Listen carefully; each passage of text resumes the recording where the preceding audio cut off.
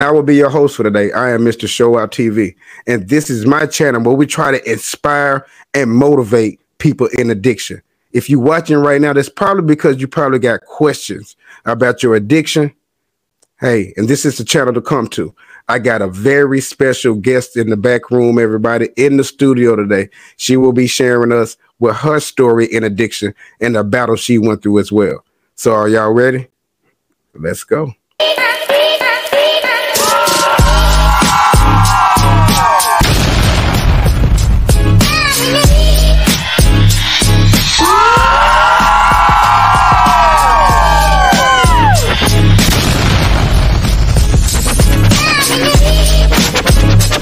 And welcome to the Sober Gang Experience podcast with Mr. Show Out TV.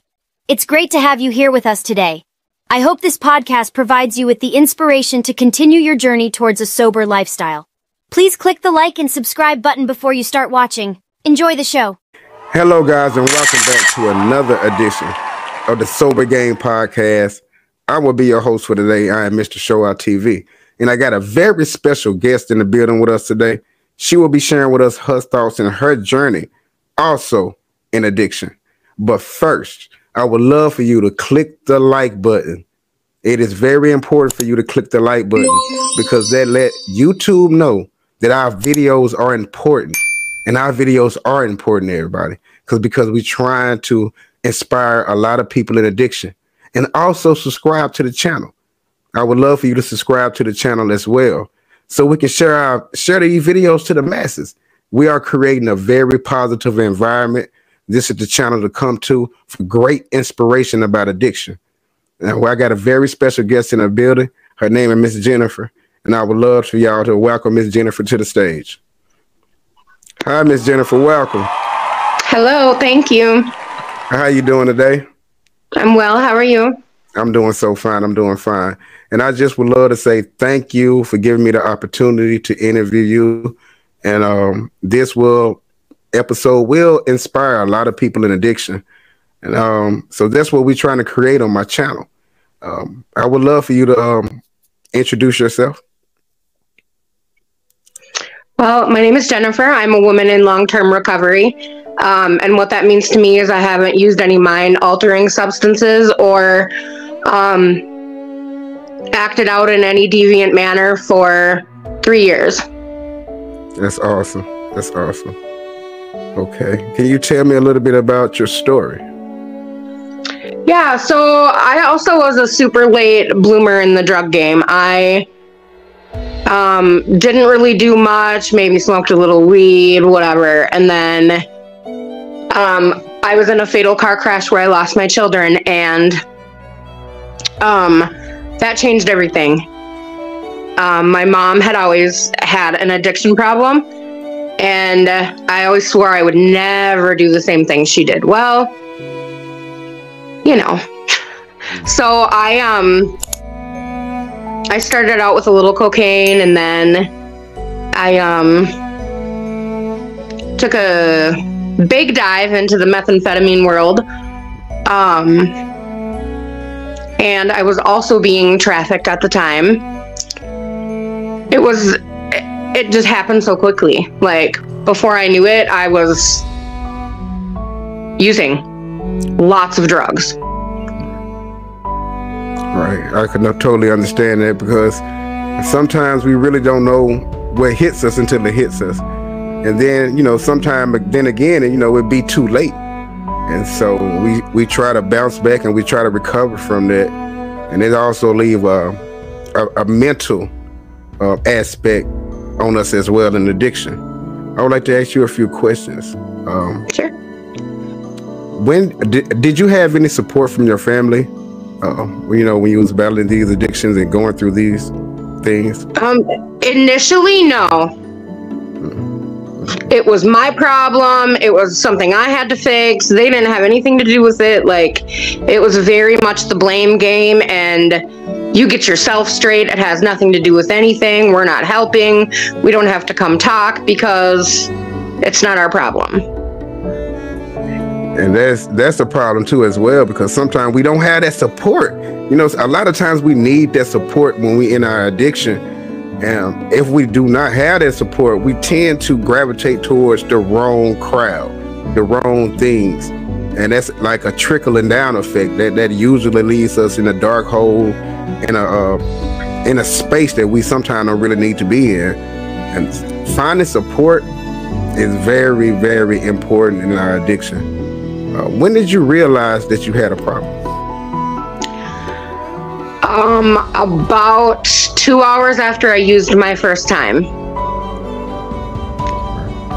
I knew it was bad. I knew that my body liked it way too much, and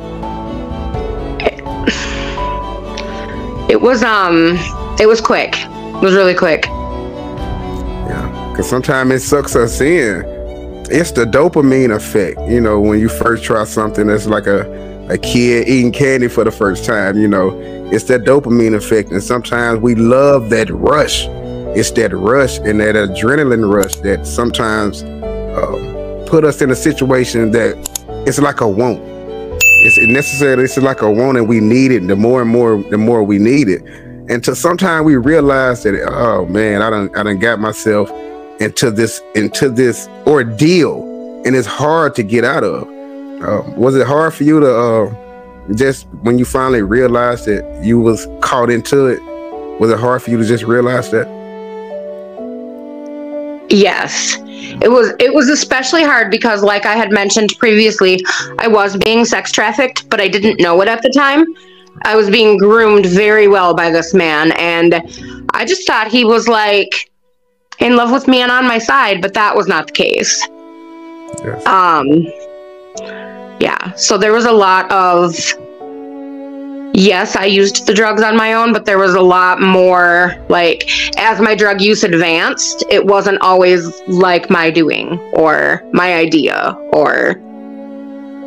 Mm-hmm. Okay. Yeah. Also, when you were being trafficked, were there plenty, I'm usually knowing that there's a lot of drugs involved with that. Do they have you under some kind of drugs to keep you there? Can you elaborate on that? I can. So my situation was, I was using methamphetamines, and it became, I couldn't make any decisions myself. I couldn't decide when I wanted to use, when I didn't want to use, how much I wanted to use, none of that. That was all pre-thought out by someone else. And when my drug use advanced, I was more and more like, as you use, you get used to it and whatever. And then I just, I got used to it, and then I wasn't getting as high as he would have liked because I was starting to ask questions. So when I started to ask questions, he decided that I needed to use more drugs. So after a 5-day bender, he finally let me go to sleep. He had been bothering me to use intravenously, and I said, I'm never doing that, ever. Never, ever doing that. And I had went to sleep that day, and I woke up with a needle in my neck. So that's not a decision I made for myself. He did that. Wow. And anybody who's went from regular using to IV using knows that that's a whole different ballgame. It's a whole nother story. Yes. Yeah. Were you just terrified? Did you ever try to get out of that situation? Or was there any way or anything that you could have done? I was in that situation for about 8 months or so. And I tell people this all the time. My life went from sugar to shit in a month. Right. I was working like crazy because I was high like crazy, but he had such a hold on me that I just didn't realize how bad it was. And my sister had came to me, and my brothers had came to me and said, something's wrong. We know something's wrong. And I was like, oh, I'm fine. Right. Everybody does their makeup for 4 hours a day, and everybody vacuums their grass at night. That's normal. Right. You're right. And it was a thing where I was forced. It was, if you want to see your nieces and nephews, if you want to see us, you're going to figure out that you have a problem. And I thought, all right, what am I going to do next? So one day I just called the county I was in, and I said, I don't have any insurance, I need help.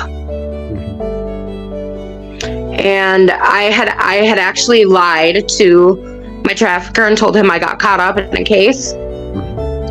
I told them I got caught driving without my license, and they were making an example out of me because they found dope on my person. None of that was true. But I had to be able to go somewhere without him knowing. Right. You were trying to get... Because at that time, he had the keys to my house. He had everything. He had all my bank information. Like, the man had everything. So I couldn't just be like, oh, going to treatment, because that just wasn't okay. So I did lie to get to a safe place, and then I had to switch rehabs a few times because he actually started sending women into the rehab to see if I was there.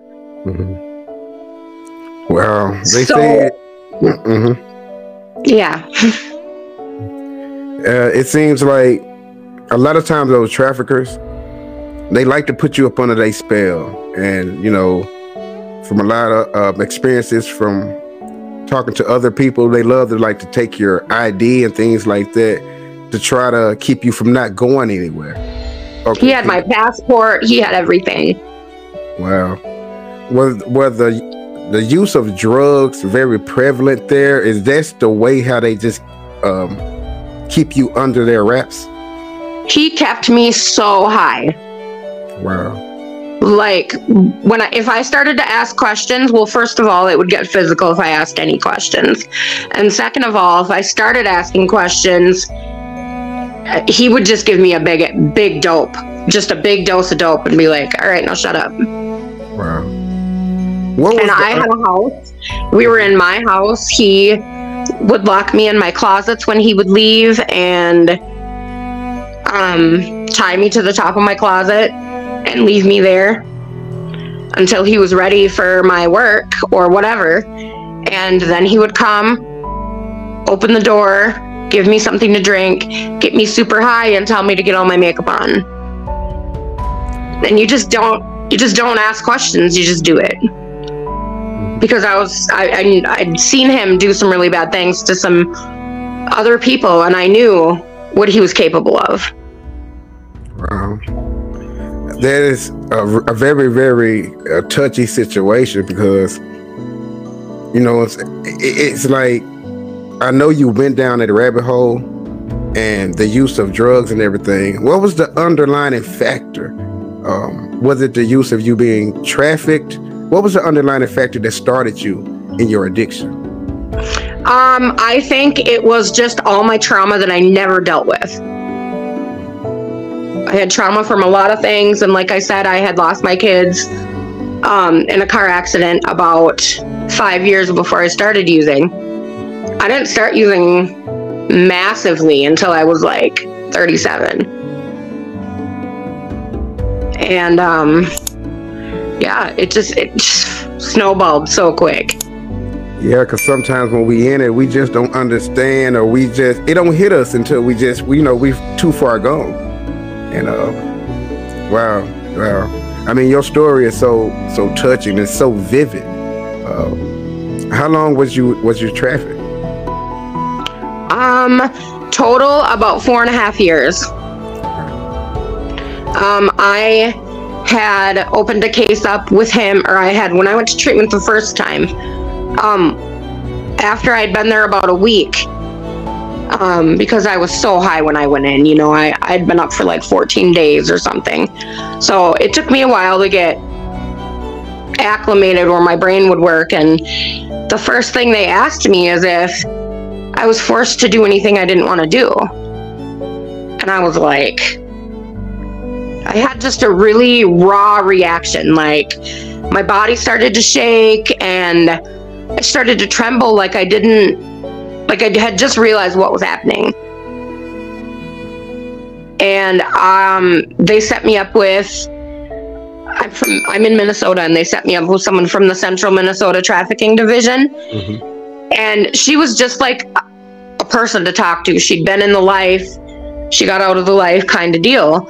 So she came to treatment and met with me, had a couple sessions with me, and she said, you don't ever have to talk to the cops. I'm never going to make you, but if you want to, you tell me and we'll take care of you. Well, it had taken me a while, but I went to her and I said, okay, I'm ready. I'm ready to tell somebody. And we did all of that, and then he had disappeared. I'm sure he got word I don't know what actually happened, but he had disappeared for a while, and I was going to be released from treatment, and the cops were like, we got to find him first. So we did this big elaborate thing. I had to trick him back to my house, and that was the scariest moment of my life. I had to talk to him on the phone. I had to act like everything was fine. I had to call him his little pet names. I had to do all of that so he wouldn't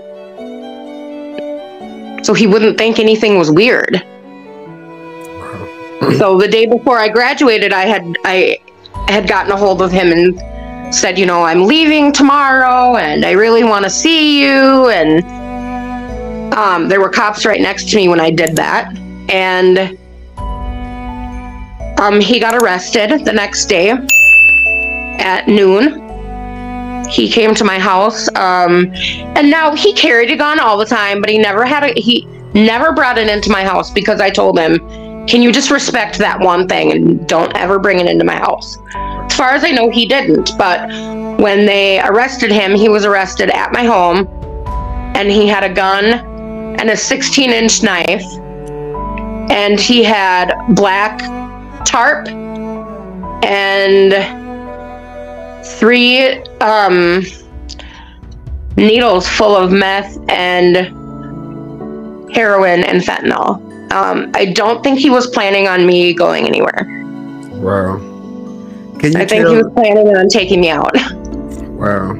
Can you tell some of the viewers or some of the ladies that probably will be watching this, can you give them some of the heads up on how they swindle you at first, or how do they convince you, you know, or talk you into? So I was at a buddy's house, not a buddy. That's not even true. Just somebody I knew, somebody I shouldn't have been around, probably not anybody I really knew very well. I went to his house to grab a sack of weed. Is how it originally happened. And he said, oh, I've got a weed guy. He'll be right here. As soon as this dude walked in the second he walked into my area, I just knew something, like, I knew it was going to end up bad. Something in my head said, this is not going to end up well. But I didn't listen to it. They typically take, especially in central Minnesota, the traffickers like women who are about 31 to 50. They don't want kids. They're about 31 to 50. They want someone who has had trauma or even a weight problem, anything like that, anything to make your self-esteem go down. So they seem like they're coming off so extra and loving that's exactly what he did. He was like super boyfriend. You know, he would bring me to and from work, and I didn't realize that was his control. He wanted to know where I was, how long I was going to be gone, how much money I was making him. So I thought it was sweet that he was dropping me off to work and picking me up, but it's just even that little slight thing turned out to be just him trying to get me deeper, and it worked. Did you have any strong addiction? Was it just marijuana at the time, or you gravitated to stronger drugs when when the incident happened, when everything occurred? Yeah, that's it. Yeah. I had tried cocaine a few times, but I could have taken it or left it at that point. You know, I was just partying, trying stuff out. So I thought, but I had never tried amphetamines. That's what my mom had used is using for over 40 years. And it's not something I ever wanted to do, but this guy I don't even know. I've never been swept off my feet like that. And it was immediate. Like, I was in the bathroom in about 15 minutes doing dope. Like, that's how quick it happened for me. I got something that'll make you feel good. You're so beautiful, but I got something that'll make you look better. And I said, well, I don't want to do that stuff that wrecks your teeth. And he said, you don't have to worry about anything. I'll take care of you now. Wow. And I believed him. Mm-hmm. That's pretty much how they do it. Can we talk about the mental aspect about that? Are you receiving any counseling and therapy still from the trauma? Oh, yes. Oh, absolutely. Absolutely. I go to therapy 3 times a week. I do horse therapy. I do trauma therapy. And I speak. I speak at prisons. I speak at treatment centers. I speak in my meetings. And I just, the initial time that we tried to get him, it did not work on my favor. They had went to my sister, who I had been estranged from because I was using, and asked her if I ever lied. Well, we're addicts. Of course we lie. Right. But they didn't ask for anything specific. They just asked if I ever lied. Right. And she said, yeah. So they dropped the case. So then I had to wait. I went back and forth to treatment, back and forth, in and out. And this last time here, 3 years ago, he had gotten picked up finally. And they could tell that he was, he had like his laptop with all my information. He had been following me for probably 2 years straight. And then we built another case, and I went through with it this time. I stayed sober. I got a lot of help. And then I went to court, and he got 79 years in federal prison. And that was the scariest moment of my life, because I don't know who he works for. I don't know who he works with. But I didn't care. I just had to do it. Like, I was so tired of looking behind my back. Right. Or looking into a car and seeing if it was him, or just anything like that. Like, if this person did this person just pass and pay too much attention to me? Or, I was scared to death. So it was either be scared to death for life or do something about it. So the trauma from all of that is still there with you today, even after. Oh yeah. Yeah.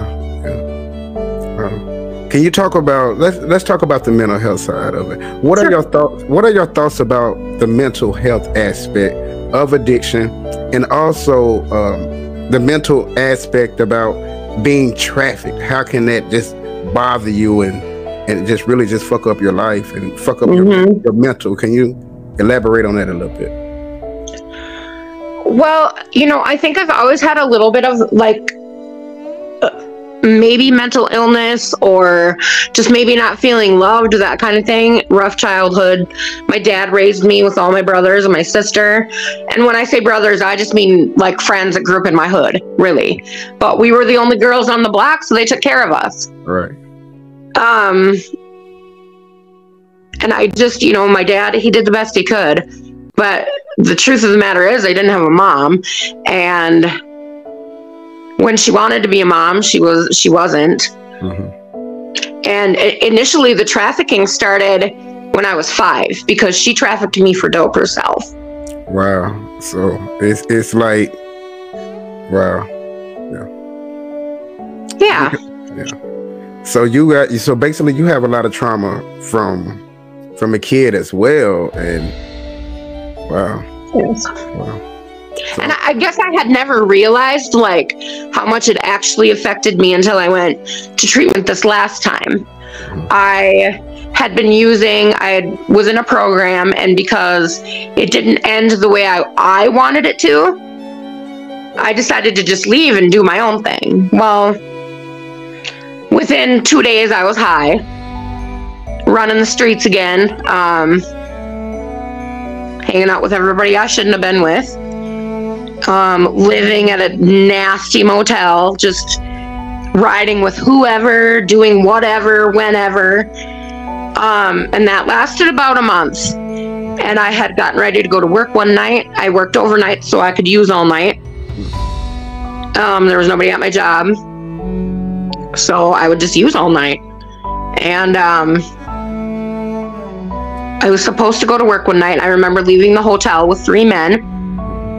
I didn't know who they were, and I didn't care. I didn't care what happened to me. I didn't care what they had. I didn't care what they were going to do. I just wanted it to end. And any way that it was going to end was fine with me. And I left for work with them, and I woke up in the ICU a week later, and I had been found by the Minneapolis police in a ditch at 20 below zero, naked, assaulted, and strangled almost to death.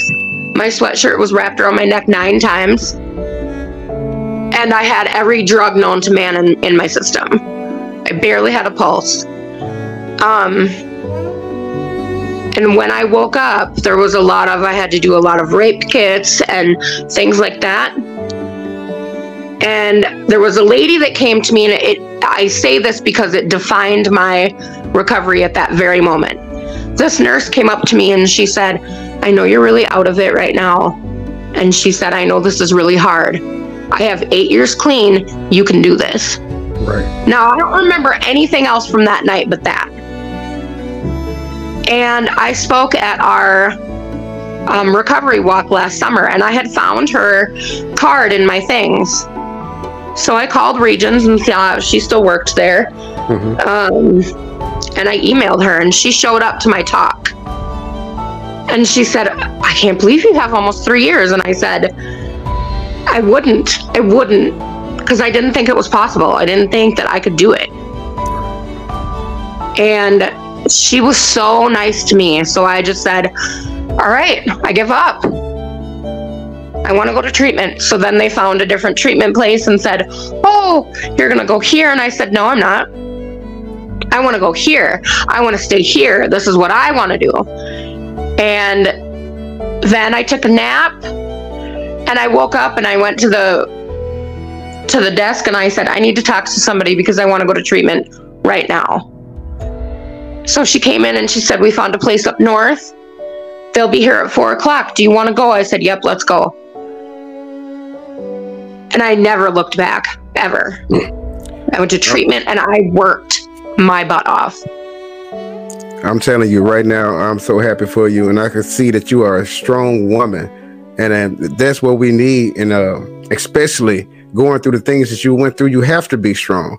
You have to be courageous as well. At any moment, did you feel like giving up? Did you just feel like that you would never get up out of it? Oh, yeah. You know, I did. I had gotten really complacent and just really I don't want to say the word comfortable because I was not comfortable, but the situation had become comfortable because it's all I had. And yeah, it was, I just wanted to give up. And especially at that very moment that I just talked about, I didn't care. I wanted it to end, but I didn't know how to end it. I didn't know how to ask for help. I thought I was too far gone this time, and I just wanted something to happen. I didn't care what it was. If it was treatment, fine. If it was death, even better. I just didn't care. I'm so glad you got the help that you needed. And also, like I said, I can just only imagine what you went through, that ordeal. Did your mom even get any help from her trauma? She didn't ever get any help from her trauma? Nope. And I haven't spoke with my mother for over 10 years, and it's just something I can't do. She's not a safe person. You know, when you go to treatment, they say, change your people, places, and things. And I thought, yeah, right. But the last time I went to treatment, I really listened, and I did all of that. I don't hang out with anybody who uses. I don't talk to anybody who uses. I don't let anyone contact me that starts reusing. I have really strict boundaries, and my tribe and my people know what my boundary is, and they just don't even. That's why if I see someone on my social media unfriend themselves, I kind of figure that they're struggling. because I've asked them to do that. I just can't be a part of someone's life who is actively using. It's not safe for me because I will use. I'm an addict. I will find a way. Right. That's one thing about us. Us addicts are we very manipulative. if it's something out there that we want, we can make it happen. Very true. Yeah, I got a few questions for you. Mm-hmm. Okay. Finish this sentence for me. My name is Jennifer, and I am awesomely sober. Awesome answer. And I love that even though you went through so much in your lifetime, being trafficked, drug addiction, your mom wasn't really never there, you didn't have any support. I love the fact that you are a strong woman, you stand for something, and you continue to battle. And I salute you and I encourage you to continue to fight and to continue to battle. Don't let none of this stuff beat you down. Don't let none of it continue to tear you up, because one thing about it, you are special. And I just want to let you know that. I also got another question for you. Who is Jennifer? She is a woman who has healed many, many wounds, and she is a woman who tries to help others. Just by being raw, it was so hard to talk about for so long. And when I talk about it, it doesn't make it any easier.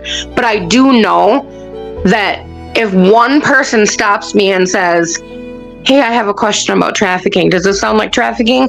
Or, hey, I have a question about this. Or, do you think I should do that?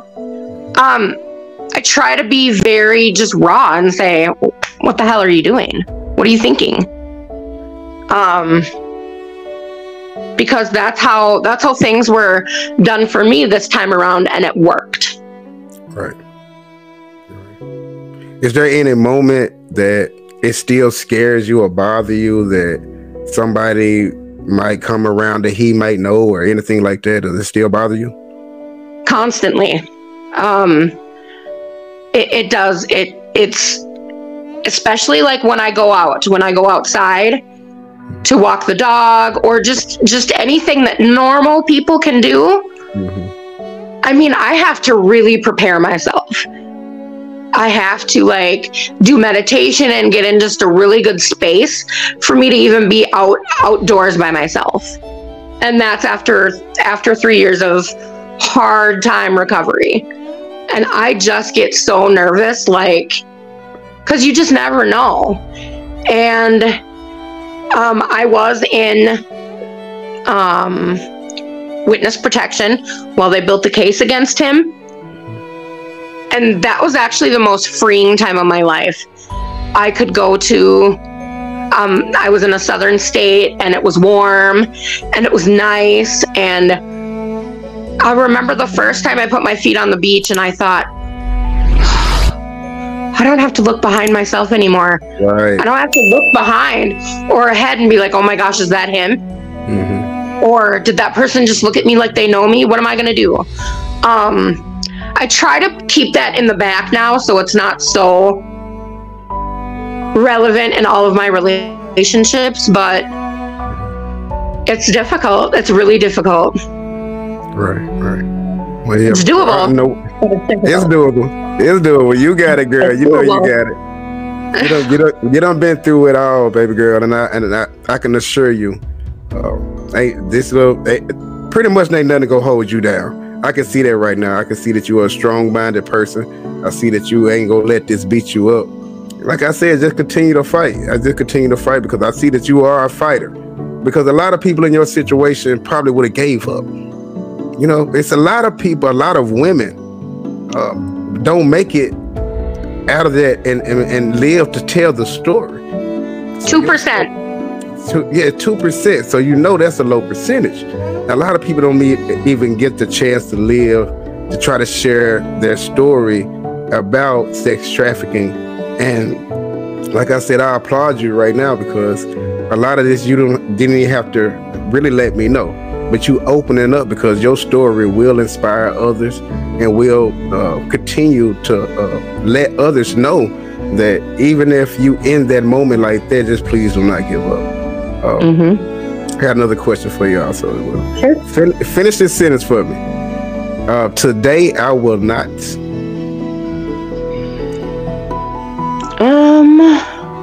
Let's see. Today I will not give up. It's just there's no room for it. I cannot see myself getting through another relapse, a reuse. Because I don't just reuse, I use. Right. I don't just, whoops, I slipped one time. That's not me. I have to never slip. Ever. Right. I love that answer because you absolutely right, because like you said, sometimes it ain't no relapse. Like you said, sometimes we all go in.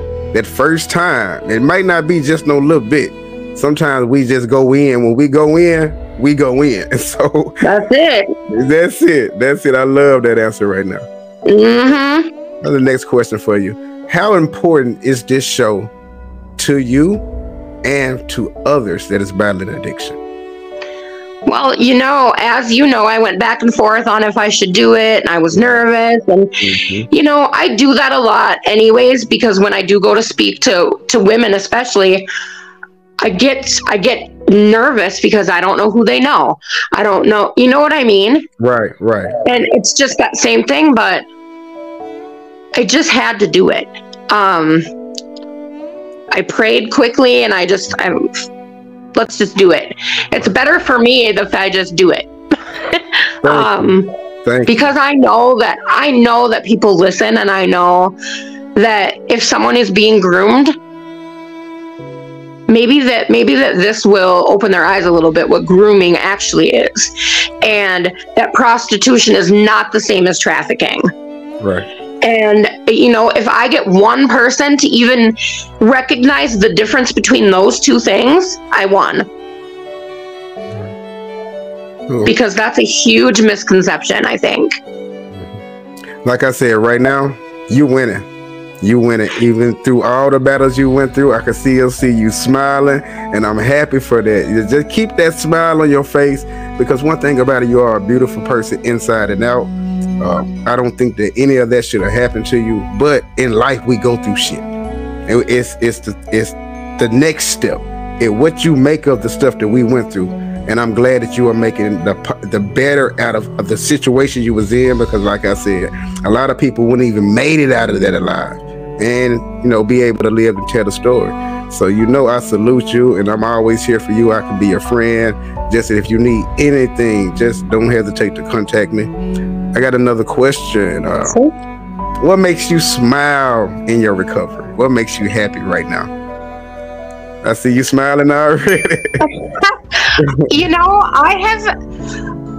I have gotten such a family out of this. Right. That a family that I never thought I have. I have so many people in my recovery right now that if I was struggling right this second, I bet you I have at least 50 people to call, and I never thought that would happen. I never thought I would trust anybody ever again in my life. B, I do a lot of, like I said, I do horse therapy, but I also volunteer and do therapy with the therapist for other people. And it's so rewarding to just see them just have one little breakthrough, just one. So that's what makes me smile. I like to see people doing good things. So you like to see people winning as well? Yes. That's awesome. That's awesome. Out of everything you went through in life, out of everything you went through and been through, what have it taught you, and what have you learned? It taught me that I'm one tough bitch. Ooh, awesome. And I learned so much about myself. I'm not a pushover anymore. I pay attention to how people talk to me. I pay attention to how people treat me. And I do the same for myself. I'm not perfect. But if I've hurt someone, or if I've lied about something, or if I'm snapped at someone, I always try to fix it. Right. Because I feel like that goes a long way. What are your next steps in life? What did you have planned? What are your next goals? What did you have planned for yourself? Well, I have actually just recently been asked to be a part of a trafficking team at a treatment center. Since I have my peer support certificate, they have offered me a position as a peer support person who works with trafficked victims or survivors, whatever you'd like to call them, because they've noticed that there's a lot in the women's treatments up here in Minnesota. About 90% of them are being trafficked. Wow. And they don't know it, or they don't know how to get away from it. Is there anything that you would love to tell to the viewers, or young ladies, young women out there that has probably been in that situation, or don't even know that they're headed into that situation like that? And also, is there anything that you can inspire them or to tell them about? The thing that I'm gonna say is, if it's too good to be true, if it feels like it's too good to be true, it probably is. If you meet someone and after an hour of being with them, they act like they're just like head over heels, and life doesn't work that way. It takes time for humans to get comfortable. And if you're pushing that, to me, that's a problem. So my next thing is to just say, just be careful. And it doesn't hurt to ask. You know, it doesn't hurt to ask questions. If you start asking questions to this person and they're acting weird, then that probably means that you're in trouble.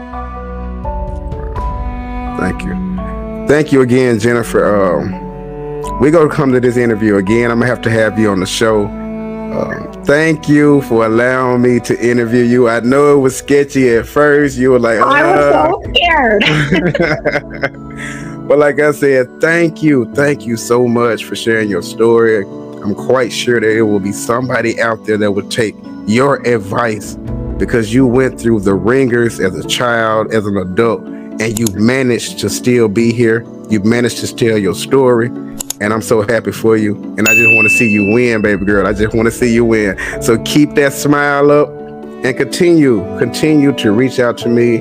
I will always be here. My YouTube channel is for us. It's for the ones who battled addiction, who went through the ringers. So thank you again for being on my show. Thank you so much. Oh, thank you for having me. All right, I'll talk to you later. All right, bye-bye. Bye-bye. There you go, everybody. You cannot make this up, everybody. I would love to give a special thanks to Miss Jennifer for sharing her story, everybody, sharing her testimony. She went through a lot in life, and she has managed to overcome the obstacles. A lot of people in her situation don't manage to come out and live to talk about it. Yo, this is what we're doing on my show, everybody. This is Mr. Show Out TV. This is the Sober Gang podcast, where we try to inspire those in addiction. Now, Miss Jennifer had a very vivid story.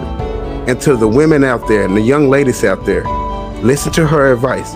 Her advice will or might just change your life in addiction as well. I would love for you to click the like button. You see that right there? That is the notification bell, everybody.